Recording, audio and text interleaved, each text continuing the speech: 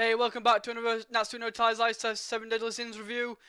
Today we're on chapter 155, I think, and it's going to be an awesome chapter, so let's get into it. Before we get started, I just want to say I didn't review 153 and 154, but that's because it's been near Christmas, and there's pretty much, it comes out at random times around Christmas, especially all manga reviews, all, like, the manga, what gets released, it just comes out at random times because it's near Christmas, so I hope you can forgive me that I haven't done any of them, so yeah, I just want to put that in there quick before we get on to the next chapter. So we start off this manga chapter with Diana and Matreon pretty much making their way to Varzil for the massive grand tournament thing. I don't know what that tournament thing is, but it's a tournament, and I think whoever wins gets pretty much what the heart desires. So Matreon's going there to save the two kids, and Diana's just going there for the moment anyway.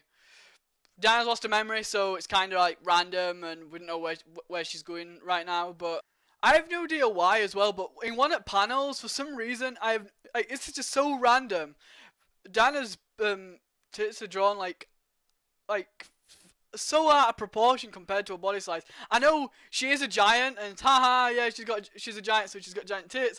It's not the fact she's got giant tits. It's just the fact that they're so bigger proportion than they normally are in the other chapters. I just don't know. Anyway, we rejoin them. They're going up a mountain, and Diana's singing up there up into mountains, and pretty much we get onto his top of the mountain, and straight down below him is this massive maze, completely massive, and it's pretty much taken over Varzil. It's like a massive stone, like a stone. It's like a massive boulder, and it's pretty much covering straight over Varzil, where the town used to be. And anyway, we go straight down to it, and the archway for this maze is massive. Considering these are giants, the archway for that maze is absolutely ginormous. Anyway, Matron's like, well, it's a maze, I'm just going to knock it down because I'm a giant as well, and if this can be made by a giant, then I can knock it down. So she pretty much hits the ground, tries to shake everything, and it pretty much rebuilds itself. I believe it rebuilds itself. And from that point on, Diana's like, oh, well, if that's not going to work, then I'm just going to climb on top of it. Diana climbs onto top of columns, pretty much trying to get her. She wanged her sacred treasure straight up top there, and the minute she gets up there, she just instantly gets clonked on her head, falls straight back down onto her butt, and from that point on, they're like, well, we're going to have to do this properly then, aren't we? To get to the end of this tunnel, we're going to have to get to this properly. So, they're going through tunnel. Again, Diana can't fit through this, like, really tight squeeze because her, tits are too big for some reason. No idea why. I swear they didn't used to be that big. I'm positive.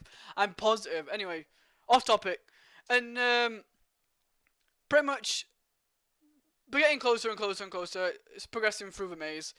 And it's like this mirage thing comes up and shows them. And Matron sees the two kids, and Diana's really hungry. So she just sees a massive wad of meat. And it turns out it's a mirage. Matron's gone, and Diana's there just eating stones instead of a massive pork flintstone kind of thing. I don't know what it is. And she's so hungry, but there's also other people in this maze. We get a shot of the seven commandments, 10 commandments. I don't think her name's been displayed yet, but she's one at 10 commandments anyway. And she's like, is this really necessary to do this? And the giant dude's like, well, and the giant dude's literally like, well, we're gonna get a lot of people anyway, so why not try and thin down numbers? Because it's a lot better of a tournament if we can thin down numbers. It's kind of like other shonen styles when you got these tournaments going on, where to get to the main tournament, they have to like do like this little trial kind of thing, and pretty much from that point on, he's like, well, we need to thin out numbers. So we cut straight back to Diana, and Diana's like, I'm so hungry right now. And the people that are actually entering tournaments like, well, that's a giant. I don't want to go near that giant. I'm getting the fuck out of here. And at that point, she sees Hawk, but obviously she's lost her memory. And Hawk's like, don't eat me, please. I'm not just a pig. I'm a talking pig. And, you know, like Hawk does. And pretty much straight after that, Diana's like, I know you from somewhere. And it's like, I don't care, I'm still hungry, I'm gonna eat you anyway. So she pretty much grabs it and pretty much just before she puts Hawk in her mouth, Elizabeth shows up, and then from that point on, she's like, "What are you doing here?" And hopefully now at that point, she'll be able to get her memory back, and we'll be able to forget this childish endeavour what they're doing. Don't get me wrong, I liked the other part with Ban, but this Diana stuff, I'd rather it just like, yeah, that's what I'd rather it just get off my plate, and let's go on to something different. All that being said, I'm going to enjoy the tournament art when it comes up, because Meliodas is there, and everyone else is there. It's going to be amazing. So I hope you enjoyed this Natsu no Taizai 7 Deadly Sins review. I'll be doing Fairy Tail on later on today as well, so stay tuned for that, and if you like, subscribe, do all that stuff, things on YouTube do, I don't know, and I'll see you guys next week.